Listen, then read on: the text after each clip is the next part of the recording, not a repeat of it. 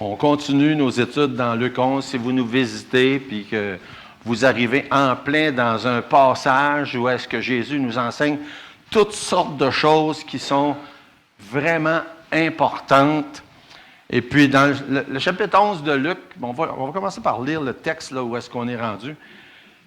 Et encore une fois, je ne sais pas si c'est un symptôme de mon âge, mais je prépare toujours, ou presque toujours, trop de matériel. Puis en révisant ce matin, je me suis dit, je vais être obligé de couper là, Puis ça risque d'être trop long quand même. Ça fait qu'en tout cas, je vais essayer de ne pas faire ça trop long, mais je l'ai déjà coupé à peu près 25% de ce que j'avais préparé pour un matin. Je vais lire donc les versets 14 à 28 dans Luc au chapitre 11, parce que j'avais préparé pour jusqu'au verset 32. On va lire ça. Jésus chassa un démon qui était muet. Lorsque le démon fut sorti, le muet parla, et la foule fut dans l'admiration. Mais quelques-uns dirent, c'est par Belzébul, le prince des démons, qu'il chasse les démons. Et d'autres, pour l'éprouver, lui demandèrent un signe venant du ciel.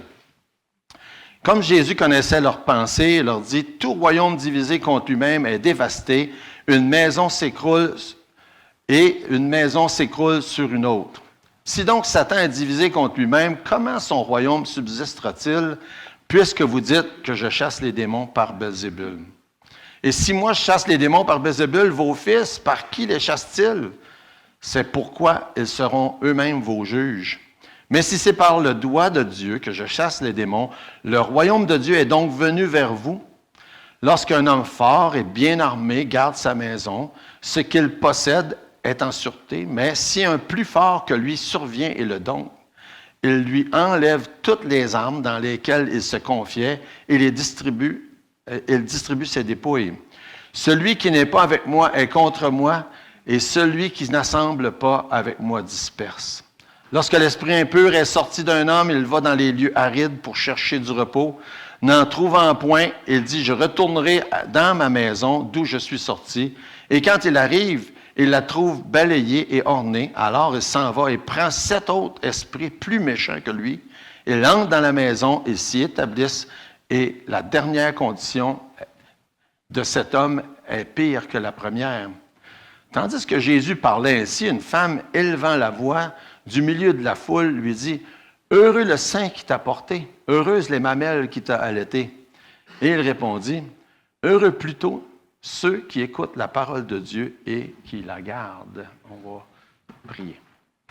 Notre Dieu, on est reconnaissant de pouvoir t'adresser la parole en tant que notre bon Père céleste, qui est souverain, qui est tout-puissant, et dont le règne bientôt va venir. Et on te prie, Seigneur, que ta volonté puisse s'accomplir parmi nous, ici ce matin, un peu partout, dans toutes les assemblées qui seront réunies, et dans la vie de chacun de tes enfants, et aussi, Seigneur, dans tous les événements qui nous préoccupent souvent dans ce monde qui est si loin de ta volonté. Seigneur, bénis chacun, chacune, réponds aux besoins de chacun. Apaise les esprits, donne la paix. Et surtout, Seigneur, donne-nous de pouvoir entendre ta voix ce matin, de pouvoir entendre ta parole et de pouvoir être disposé à la mettre en pratique. Je te prie pour qui que ce soit qui n'a pas encore reçu Jésus dans sa vie comme sauveur, que tu puisses convaincre, amener à la repentance, à la foi et au salut éternel. Bénis, Seigneur, le reste de cette journée dans le nom de Jésus. Amen. Donc, il y a 3 événements principaux qui se passent dans Luc au chapitre 11 et ça sert de tremplin à Jésus pour enseigner sur une grande variété de sujets. On a déjà vu, le premier événement, c'était une réunion de prière. Et à cause de cette réunion de prière-là, Jésus fait plusieurs enseignements sur la prière, entre autres. Ensuite, ce qu'on va regarder ce matin, c'est un miracle. Jésus libère quelqu'un de possession de démons et il enseigne plusieurs choses à cause de ça. Et la dernière qu'on ne verra pas, évidemment, c'est une invitation à un souper. On va voir à un autre moment donné les implications ou les applications de cet événement-là. Fait qu'on est rendu au verset 14, on l'a déjà lu, et je vais quand même relire le verset 14. Jésus chassa un démon qui était muet, et lorsque le démon fut sorti, le muet parla, et la foule fut dans l'admiration. C'est intéressant de noter que la foule est souvent dans l'admiration lorsque Jésus fait des miracles, mais ce n'est pas le cas des dirigeants religieux. Et ça va devenir très important dans le texte qu'on est en train de regarder. Les gens réagissent, certains d'une certaine manière, comme la foule, mais tandis que d'autres réagissent complètement différemment. Et ça nous dit dans le texte que Jésus connaît leurs pensées. Ce n'est pas la première fois que ça dit ça. Et Jésus connaît toujours les pensées. Et c'est intéressant que certains des commentaires de Jésus sont à cause de ce qu'ils ont dit, de leur réaction, mais certains autres des commentaires, c'est à cause qu'ils savent ce qu'ils pensent. Et ça devait être gênant. Hein? Pouvez-vous imaginer à leur place? Hein, des fois, sans même avoir dit quelque chose, Jésus répondait parce qu'il savait exactement ce qu'il pensait. Mais rappelez-vous une chose, c'est qu'il sait aussi ce qu'on pense. Ça fait que même si on n'est pas en train de vivre de cette même manière-là qu'eux, en réagissant directement avec Jésus, il sait aussi ce qu'on pense. Fait qu'on va voir la signification de cette guérison-là. On va voir aussi les accusations des dirigeants religieux. Parce que dans Luc, on ne nous les nomme pas, mais quand on compare, on va se promener entre Luc 11 et Matthieu chapitre 12, où est-ce que là, on nous dit que les pharisiens et les scribes sont ceux qui ont réagi.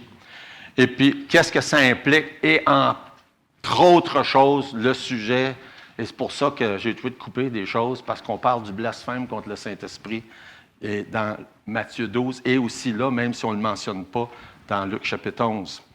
Ensuite, on va, le temps permettant, voir le danger des faux enseignements, puisqu'on n'aura pas le temps de voir aujourd'hui.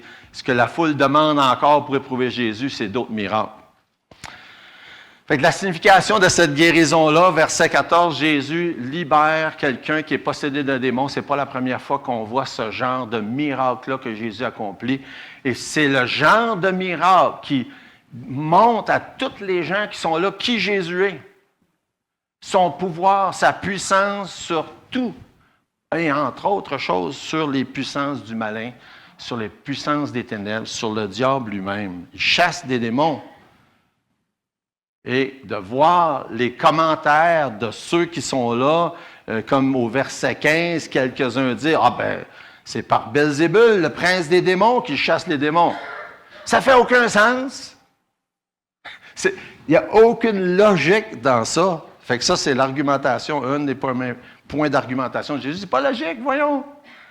Est-ce que c'est possible que le diable lui-même donne la force à quelqu'un de chasser des démons? Ça n'a aucun sens. Mais quand on veut absolument pas comprendre, puis quand on veut absolument argumenter, puis quand on veut absolument pas croire, on va trouver des arguments qui font pas de sens. Puis c'est un très bel exemple de ça. Absolument illogique, verset 17. Comme Jésus connaissait leurs pensées, il leur dit « Tout royaume divisé contre lui-même est dévasté, une maison s'écroule sur une autre, ça ne tiendrait pas. » Et une des choses dont il nous parle, c'est justement Jésus reconnaît que le diable a un certain royaume, un certain règne, et il reconnaît son existence réelle, physique, ce que certaines personnes peuvent mettre en doute encore aujourd'hui, mais quand on regarde tout ce qui se passe autour de nous, puis ce qui s'est passé dans l'histoire, on est forcé de reconnaître qu'il y a des forces du mal qui agissent. C'est pas difficile de se convaincre ou d'être convaincu de ça. Et quand Jésus parle du diable, par exemple au verset 18, « Si donc Satan est divisé contre lui-même, comment son royaume subsistera-t-il, puisque vous dites qu'il chasse des démons, puisque vous dites qu'il chasse des démons par Belzébul, son royaume existe vraiment. » Et quand il parle ici du diable, il l'appelle Belzébul, ce n'est pas un nom qu'on est habitué d'entendre, mais il est appelé toutes sortes d'autres noms dans la Bible, comme dans Apocalypse chapitre 20, verset 2, on dit qu'il est le dragon, le serpent ancien, le diable et Satan. Ça, c'est des noms un peu plus connus, hein? Le diable, Satan, dragon, serpent ancien, et dans ce passage-là, Belzébul. Dans d'autres passages, Éphésiens 2, Jean 12, Jean 14, il est appelé le prince de la puissance de l'air, le prince de ce monde. Et plusieurs appellations, même dans 1 Jean, on nous dit que le monde entier est sous sa puissance. Jésus fait juste reconnaître dans ce texte-là des choses que chacun devrait reconnaître. La réalité des puissances du mal, orchestrées, dirigées par un personnage qui est appelé tous ces noms-là, qu'on est en train de voir. Et Jésus dit, son règne est très réel. Ça existe pour le vrai. Heureusement, puis on en a parlé justement tantôt, Dieu est souverain. Dieu est tout-puissant. Et le monde n'existe pas dans une espèce de dualité que certains veulent croire, qu'il y a la puissance du mal et la puissance du bien qui sont en lutte puis en opposition, qui sont à peu près égales. Ce n'est pas le cas. Les puissances du mal puis le diable existent pour le vrai, mais Dieu est tout-puissant. Et il n'y a pas rien que les puissances du mal peuvent faire qui va dépasser de quelque manière que ce soit la puissance de Dieu. Sa puissance est infiniment plus grande. Et c'est dans ça que Jésus est en train d'argumenter pour leur faire réaliser que leur raisonnement est complètement illogique, fait aucun sens. Il existe tellement de charlatans qui font des démonstrations de supposément chasser des démons et qui, en fait, accomplissent rien. Et que là, un peu comme on va voir tantôt dans le texte, ils seraient supposés d'avoir été guéris, puis en fin de compte, ils ne le sont pas. Et c'est de ça dont Jésus parle un peu plus tard dans notre texte. Et quand on arrive au verset 23, par exemple, quand il dit « Celui qui n'est pas avec moi est contre moi, celui qui n'assemble pas avec moi disperse », il y a beaucoup de gens comme ça qui prétendent être des ouvriers de Dieu, mais qui ne le sont pas. Et qui laissent croire toutes sortes de faussetés aux gens. Et n'oublions pas une chose, que le diable est le père du mensonge. Et qu'il y a beaucoup de choses qui se disent, qui se fait, les gens pensent que c'est soit de Dieu, soit du diable, et c'est juste des mensonges, c'est juste de la frime, c'est juste pour faire croire n'importe quoi. Mais Jésus, lui, comme il nous le dit, il est plus fort, plus puissant, et il peut chasser des démons.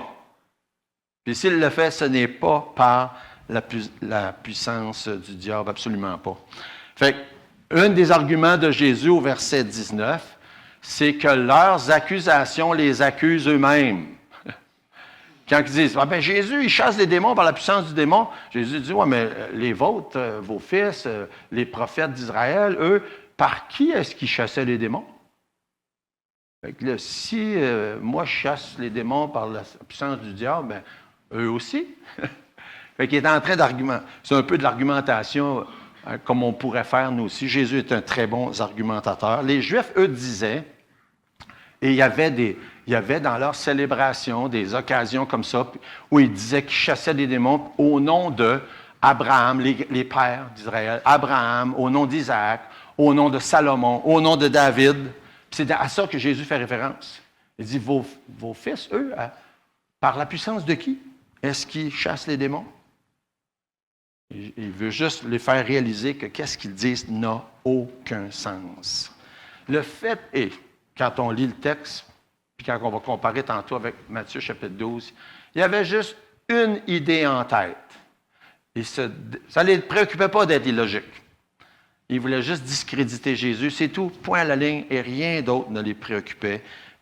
Discréditer Jésus et rien d'autre.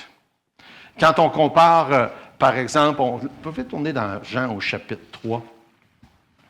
On va retourner dans Luc. Juste une idée en tête. Discréditer Jésus, le rejeter comme prophète, comme Messie, comme libérateur, comme lumière du monde.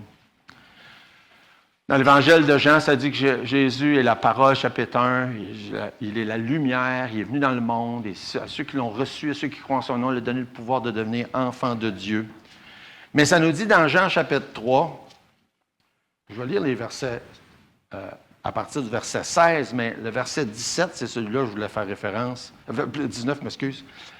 Verset 16, plusieurs le connaissaient par cœur, car Dieu a tant aimé le monde qu'il a donné son Fils unique afin que quiconque croit en lui ait la vie éternelle. Dieu, en effet, n'a pas envoyé son Fils dans le monde pour qu'il juge le monde, mais pour que le monde soit sauvé par lui. Celui qui croit en lui n'est point jugé, mais celui qui ne croit pas est déjà jugé parce qu'il n'a pas cru au nom du Fils unique de Dieu. Et ce jugement, c'est que la lumière étant venue dans le monde, les hommes ont préféré les ténèbres à la lumière. Et ce qui se passe dans Luc au chapitre 11, c'est que les gens parmi et pour qui Jésus est venu pour donner la vie éternelle, pour mourir, pour se présenter comme Messie, ne le voulaient pas. Ils ont préféré rester dans les ténèbres. Ils ont préféré le mensonge au lieu de la vérité. Et je suis sûr que plusieurs pourraient témoigner ce matin et dire « J'en connais des gens comme ça. Ils veulent croire des mensonges au lieu de croire la vérité. Ils veulent rester dans les ténèbres au lieu d'être dans la lumière. » C'est exactement ce qui se passe dans Luc au chapitre 11. Les dirigeants religieux ne veulent pas de la vérité, ne veulent pas de la lumière, même si ça ne fait pas de sens, qu'est-ce qu'ils disent. Pourtant, simple, verset, on retourne dans Luc 11, verset 21. Verset 21, « Lorsqu'un homme fort et bien armé garde sa maison, qu'il la possède, est en sûreté, mais si un plus fort que lui survient et le dompte et lui enlève toutes les armes dans lesquelles il se confiait, et il distribue ses dépouilles. » Jésus se compare, lui, à cet homme fort. Le diable peut avoir une certaine force, mais Jésus est plus fort. Et s'il est capable de libérer quelqu'un d'une possession de démon, c'est parce qu'il est le plus fort. Et c'est de ça dont Jésus parle dans ces versets-là.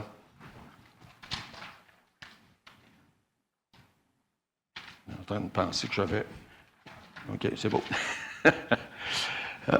Les guérisons comme celle-là qu'on vient de voir, c'est un avant-goût du royaume. Quand on tourne, par exemple, dans Jean chapitre 12,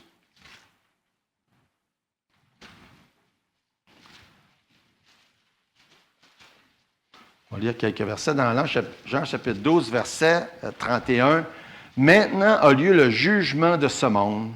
Maintenant le prince de ce monde sera jeté dehors.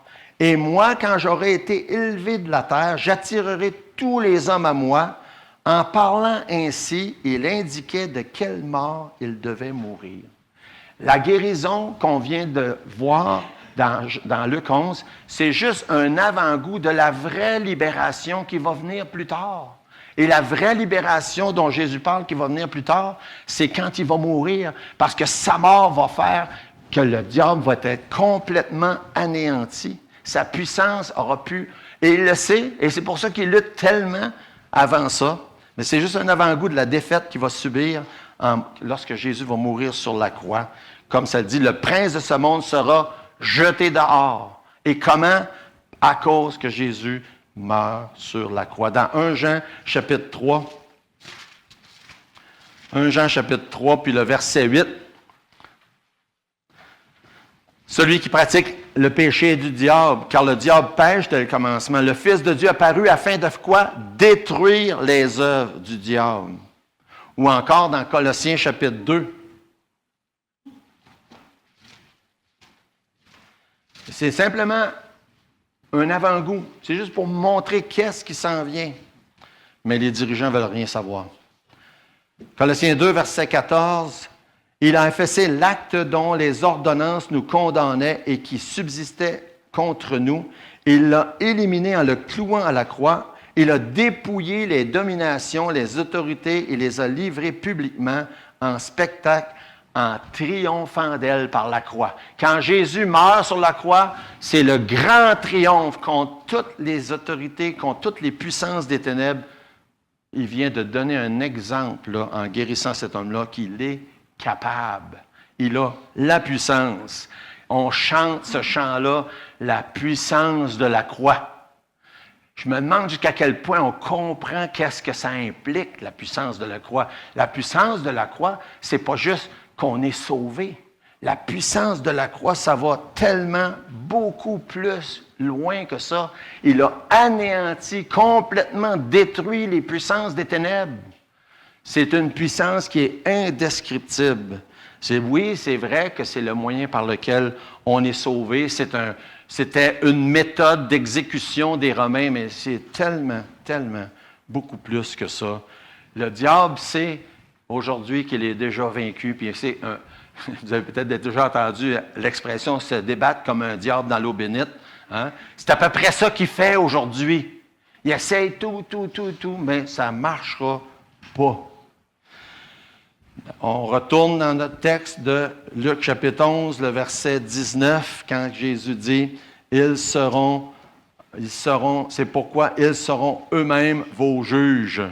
On pourrait aussi inclure dans cette expression-là toutes les déclarations des prophètes de l'Ancien Testament qui nous avertit d'avance comment qui s'en venait à cette époque-là, qui est venu déjà, qui allait être mis de côté à cause de la débauche, à cause de l'idolâtrie du peuple d'Israël. Il dit, ils seront eux-mêmes vos juges, et ils l'ont été. Fait que ça nous donne un aperçu de la signification de cette guérison-là. Maintenant, on arrive à notre deuxième point, qui est probablement le cœur même de tout ce qui s'est passé cette journée-là. Les accusations des dirigeants juifs et les implications, et en particulier le blasphème contre le Saint-Esprit. Dans Luc chapitre 11, verset 15, ça dit « Mais quelques-uns dirent, c'est par Belzébul, le prince des démons, qu'il chasse les démons. » Lorsqu'on lit le même texte dans Matthieu chapitre 12, puis là, on va se promener entre Luc 11 et Matthieu 12, ça fait 2-3 fois que je vous le dis déjà. Là. Lorsqu'on lit le même texte dans Matthieu chapitre 12, là, il n'y a pas la même emphase, c'est la même occasion, c'est le même récit, les mêmes événements. Mais ça nous spécifie dans Matthieu chapitre 12, ce n'est pas juste quelques-uns. Les quelques-uns qui ont dit ça, c'est les pharisiens. Et ça a une importance, même qu'on ajoute un peu plus loin au verset 38 dans Luc chapitre 12, que les scribes aussi étaient impliqués.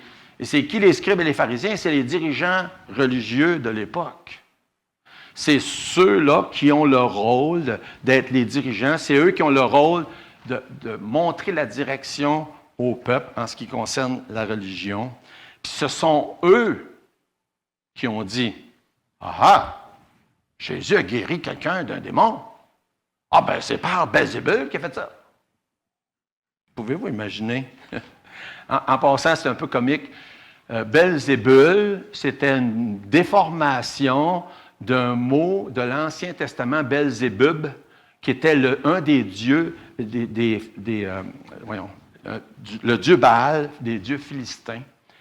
Et ça voulait dire le Seigneur des mouches. Puis les Juifs à l'époque de Jésus, ils avaient comme déformé ça à Belzébul, qui voulait dire le Seigneur du fumier. Fait qu'ils riaient et des païens et de leur Dieu en disant, dans l'Ancien Testament, Seigneur des mouches, puis dans le Nouveau Testament, Seigneur du fumier. Puis moi, je me disais en lisant ça, vous savez, des fois mes pensées sont un petit peu tordues. Si ça avait été écrit au Québec où on se comprend mouche puis fumier ensemble, vous savez ce que ça fait? Hein? Les Québécois auraient peut-être dit du diable, c'est le Seigneur des mouches à marde. Mais nous, on aurait dit ça parce que c'est comme ça qu'on parle, mais c'est comme ça qu'eux parlaient, en se moquant, en parlant du diable. Fait que quand ils disent ça, l'expression, ils chassent les démons par Belzébul, ben, ils sont en train de dire, ils chassent les démons par le Seigneur du fumier, ou bien le Seigneur des mouches, qui pour eux parlait d'un faux Dieu, puis parlait aussi un des autres noms du diable. Le fait est, c'est un jeu de mots, mais le fait est, c'est que Jésus vient d'opérer une grande délivrance. Ce n'est pas une petite affaire qu'il vient de faire, là. À chaque fois que Jésus fait des guérisons, c'est des choses contre nature, c'est des miracles, c'est extraordinaire. Et les chefs religieux de l'époque, qui auraient dû dire « Wow! C'est lui! C'est le Messie! C'est celui qu'on attendait! » Pas du tout. Ils veulent absolument rien savoir. Ils sont tellement aveuglés par leur orgueil, entre autres, puis on le voit dans d'autres passages, qu'ils accusent Jésus. Ils prennent n'importe quel argument pour pouvoir le discréditer.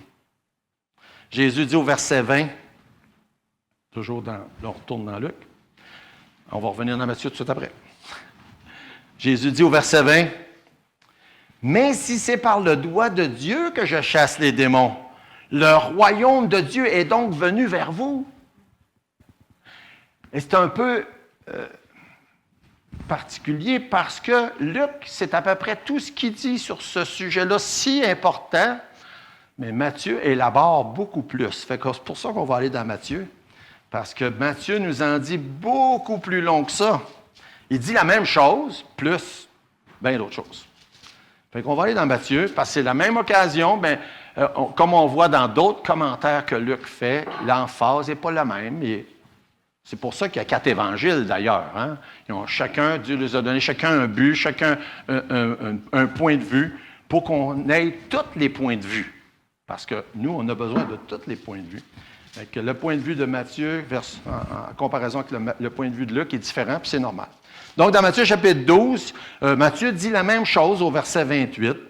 « Mais si c'est par l'Esprit de Dieu que je chasse les démons, hein, il ne dit pas tout à fait de la même manière, mais ça dit la même chose. Si c'est par l'Esprit de Dieu que je chasse les démons, le royaume de Dieu est donc venu vers vous. » C'est une phrase clé dans ce texte-là pour comprendre qu'est-ce qui est en train de se passer et surtout pour introduire ce qui s'en vient dans les versets suivants dans Matthieu. Jésus nous rappelle qu'est-ce qui est en cause. Qu'est-ce qui est en cause? C'est qu'il est venu sur la terre en se présentant comme le Messie, le Sauveur du monde, et en offrant à son peuple Israël, à cette époque-là, de voir son royaume s'établir sur le champ. Et c'est pour ça qu'il dit. Il dit, si c'est vraiment par l'Esprit de Dieu que je fais ces miracles-là, le royaume est donc venu vers vous. Le royaume est là, à votre porte. Vous pourriez l'avoir maintenant. Mais quand on arrive au verset 31, je vais lire le verset 30 quand même, là, mais quand on arrive au verset 31, je n'ai pas lu le verset 29 non plus. Or, comment quelqu'un peut-il entrer dans la maison? Je l'avais vu dans Luc, celui-là. Verset 30. C'est celui qui n'est pas avec moi est contre moi, celui qui n'assemble pas avec moi disperse. Là, il est en train de faire le pont, le lien entre les deux sujets qu'il est en train de traiter. Il dit, vous n'êtes pas en train d'assembler. Vous êtes contre moi. Vous ne voulez pas recevoir de mon royaume. C'est pourquoi, verset suivant, verset 31. Beaucoup de gens se posent la question, qu'est-ce que ça veut dire, le blasphème du Saint-Esprit? Je pense que c'est une des questions que je me suis fait poser le plus souvent. Et pourtant, c'est clair. C'est pourtant clair dans le texte. On a juste à lire qu'est-ce qui est écrit.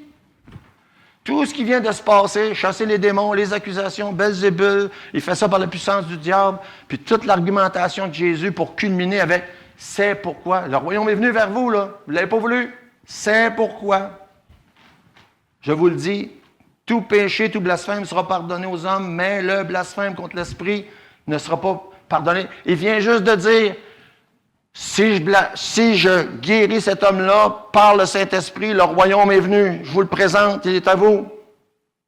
Eux disent, non, c'est pas par le Saint-Esprit que tu as fait ça, c'est par la puissance du diable. Jésus dit, ça, c'est le blasphème contre le Saint-Esprit. C'est ça.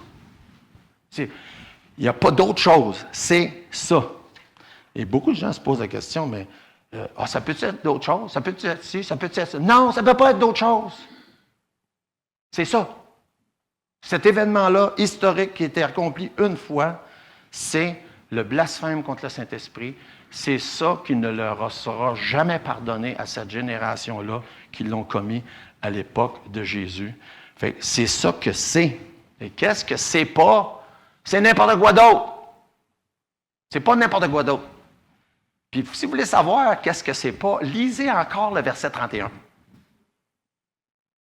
Et ça le dit spécifiquement. Tout péché et tout blasphème sera pardonné.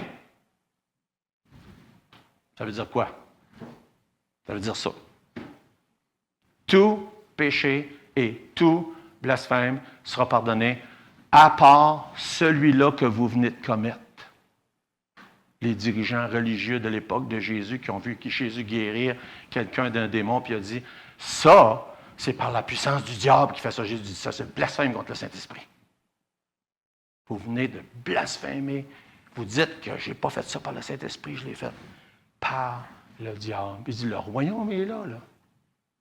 Mais au lieu, vous êtes prêts à faire n'importe quoi pour discréditer celui qui vient amener le royaume.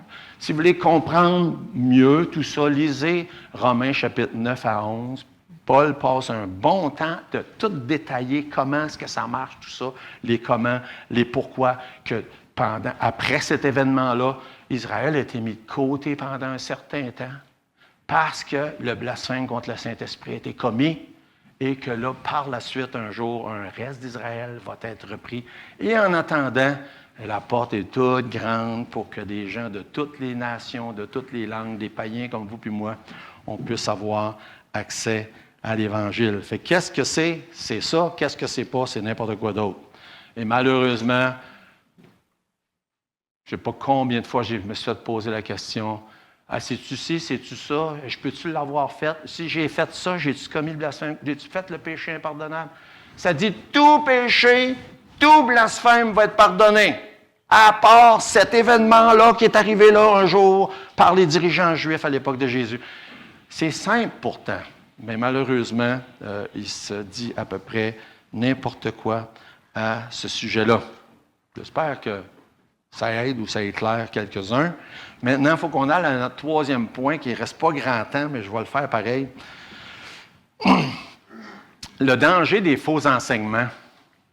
Parce qu'il y a deux choses que Jésus soulève là dans Luc au chapitre 11 qu'il faut qu'on mentionne pour qu'on puisse un peu boucler la boucle dans ce sujet-là. Versets 21 et 22, entre autres, on les a déjà vus. Lorsqu'un homme fort, bien armé, garde sa maison et qu'il possède en sûreté, mais si un plus fort que lui survient, le dompte et lui enlève. Là, il fait allusion au fait que Jésus a guéri quelqu'un de possédé. Puis après ça, le verset 23, quand il dit « Celui qui n'est pas avec moi est contre moi, celui qui n'assemble pas avec moi disperse », là, il parle de tous ceux qui disent n'importe quoi.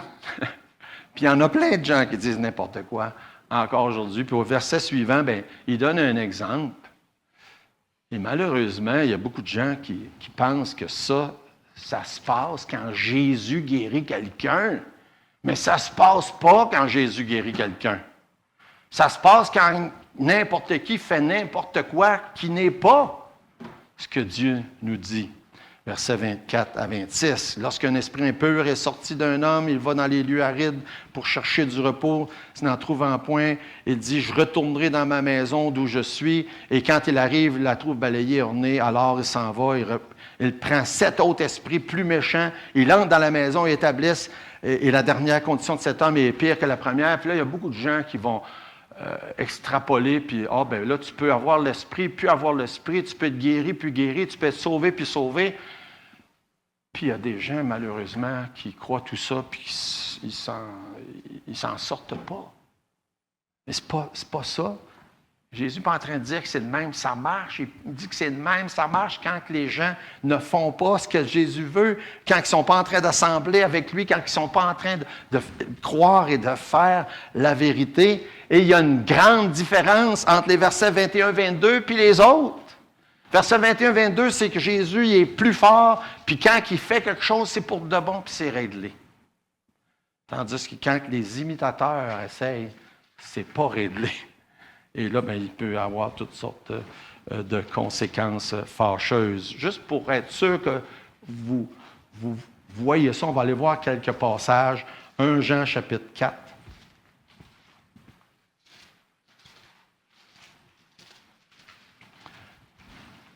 1 Jean chapitre 4, verset 4. « Vous, petits enfants, vous êtes de Dieu et vous les avez vaincus, parce que celui qui est en vous est plus grand que celui qui est dans le monde, plus grand ou plus fort ou plus puissant que celui qui est dans le monde. Il n'y a absolument rien que quelqu'un qui a reçu le Saint-Esprit de Dieu, il n'y a rien que l'adversaire peut faire pour lui enlever ça. Regardez le début du chapitre 4. « Bien-aimés, n'ajoutez pas foi à tout esprit, mais éprouvez les esprits pour savoir s'ils sont de Dieu, car plusieurs faux prophètes sont venus dans le monde. » Il y en a tellement.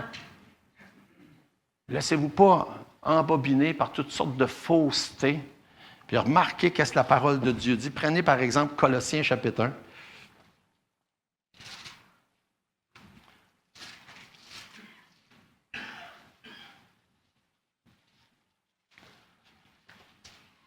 Carson, dans son commentaire sur ce verset-là, il fait allusion à ça en disant c'est comme la parabole du semeur. Il y a des gens qui ont l'air d'être sauvés puis qui ne sont pas sauvés, mais ça se peut que dans ces cas-là, les gens, à un moment donné, ça vire tout croche. Et quand on regarde la parabole du semeur, évidemment que ce soit la première, la deuxième, la troisième, il n'y a aucun de ces cas-là que ce sont des chrétiens. Et c'est seulement que la semence qui tombe dans la bonne terre qui produit du fruit. Mais parmi les épines, puis parmi les roches, ça a de l'air du fruit au début, mais ça ne l'est pas. Fait que Carson, il fait le lien avec ça. Je trouve ça intéressant. Mais regardez, par exemple, dans Colossiens chapitre 1, versets 12 à 14. « Rendez grâce au Père qui vous a rendu capable d'avoir part à l'héritage des saints dans la lumière. Il nous a délivrés de la puissance des ténèbres. » Est-ce que Jésus fait ça à peu près ou à moitié? Non. Il le fait complètement. Il nous a délivrés de la puissance des ténèbres, nous a transportés dans le royaume de son Fils bien-aimé, en qui nous avons la rédemption, le pardon des péchés. Quand on est sauvé, on a la rédemption, le pardon des péchés, on est délivré de la puissance des ténèbres. Il n'y a pas question que les esprits reviennent 7 fois plus fort pour venir hanter quelqu'un qui a été sauvé, qui a reçu Jésus comme son sauveur. C'est important. Je sais que je ne prends pas grand temps pour parler de ce sujet-là, mais c'est un sujet important. Il y a tellement de fausseté qui circulent sur un sujet comme ça. Et un dernier faux enseignement, versets 27 et 28. Je trouvais ça un peu cocasse que ça vienne ce sujet à la fête des mères. C'était pas planifié. C'est Dieu qui l'avait planifié. Quand quelqu'un de la foule adresse Jésus puis fait mention de sa mère. Tandis que Jésus parlait, verset 27, une femme élevant la voix du milieu de la foule lui dit « Heureux le sein qui t'a porté, heureuses les mamelles qui t'ont allaité. » Qu'est-ce qu'il est en train de dire? Que Marie soit bien heureuse. Et si Jésus parlait pour lui-même, certainement qu'il serait en accord. Que sa mère soit louée, que sa mère soit bénie dans ce sens-là. Mais il reprend cette dame.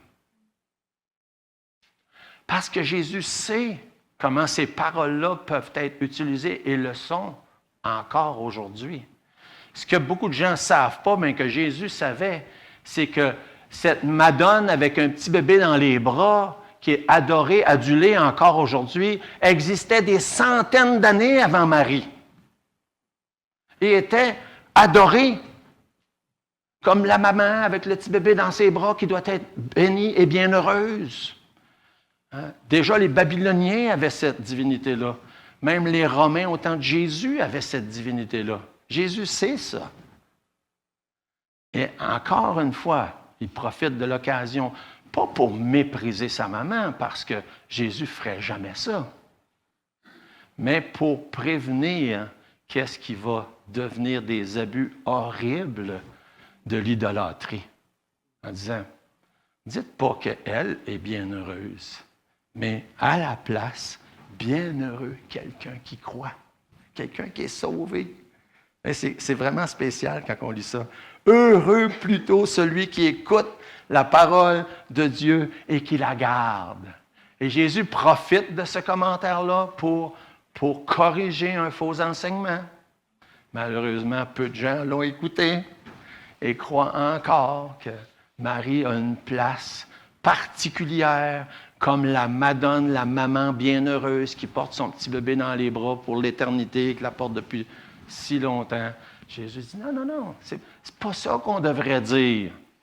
Mais heureux celui qui écoute la parole puis qui la garde. Ça, c'est important. Ça, c'est grandement plus important. Et c'est quand même curieux parce que ça passe inaperçu, ces quelques versets-là. Hein? C'est comme, regardons ça. On dirait que personne ne remarque. Jésus est en train de reprendre quelqu'un qui a dit de quoi de bien au sujet de sa mère. Pas parce qu'il veut dire de quoi de mal, mais tout simplement qu'il veut corriger puis prévenir des faussetés qui vont être continuées. Heureux plutôt ceux qui écoutent la parole de Dieu et qui la gardent. Ça devrait faire réfléchir quiconque. Quand on pense à ce contexte-là où Jésus se manifeste clairement comme le Messie, en guérissant quelqu'un qui est possédé d'un démon. Mais ils n'ont absolument aucun intérêt de remarquer ça. À la place, ils sont prêts à croire n'importe quoi. Puis là, quelqu'un arrive avec une autre affaire, puis Jésus les remet à leur place. Jésus les reprend.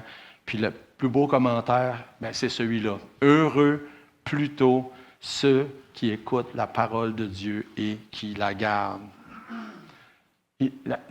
La chose la plus importante qui pourrait arriver à quelqu'un, c'est d'écouter la parole de Dieu, de la garder, d'y croire, puis de la mettre en pratique. Le passage qu'on n'a pas le temps de revoir, là, puis dans les versets 29 à 32, j'aurais bien aimé ça parce que ça va avec le reste qu'on est en train de regarder. Je vais juste résumer ça vite. C'est que là, quelqu'un dit, on voudrait voir un autre miracle. Puis c'est encore les scribes qui disent ça. Puis Jésus dit, je vais vous donner juste un autre miracle, celui-là de Jonas. Puis qu'est-ce qui s'est arrivé avec Jonas? C'est que Jonas, il ne voulait pas aller évangéliser les Ninivites. Parce que les Ninivites étaient méchants, ils étaient sanguinaires, c'était des ennemis jurés, c'était des païens épouvantables. Il ne voulait pas y aller. Mais Dieu les a sauvés. Puis là, il est en train de dire aux pharisiens, puis aux scribes, vous autres, là, vous ne voulez pas croire dans moi, mais les Ninivites sont mieux que vous autres. Eux autres, ils ont cru. Et ça revient encore à ce qu'on regardait tantôt. Tout péché, tout blasphème, même ceux des Ninivites, peuvent être pardonnés. Puis Jésus, il n'y a rien de trop grave que quelqu'un peut faire pour que Dieu dise, toi, là, tu en as trop fait, je ne pourrai pas te pardonner. S'il a pardonné les Ninivites, là, si vous ne savez pas de quoi on parle, vous irez lire sur les Ninivites, quelle sorte de peuple c'était. S'il a pardonné les Ninivites, il peut pardonner n'importe qui. Puis je termine en lisant 2 des versets.